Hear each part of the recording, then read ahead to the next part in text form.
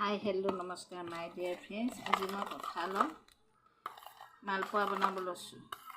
কঁঠাল অকণমান মিক্সিত মাৰি ল'লোঁ, তাতে অকণমান চেনি দি দিছোঁ। আমাৰ আকৌ বেছিকৈ মিঠা খাওঁ কাৰণে অকণমান চেনি দিছোঁ। দিম এতিয়া ইয়াত অকণমান বেকিং পাউডাৰ,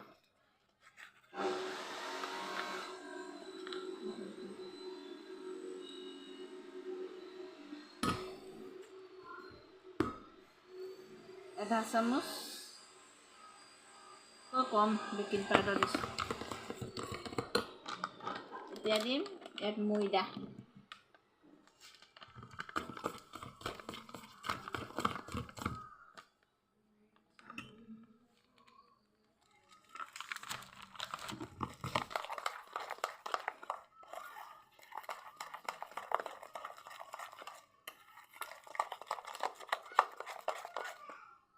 তাৰপিছত হোৱাৰ পিছত দেখাই আছিলোঁ।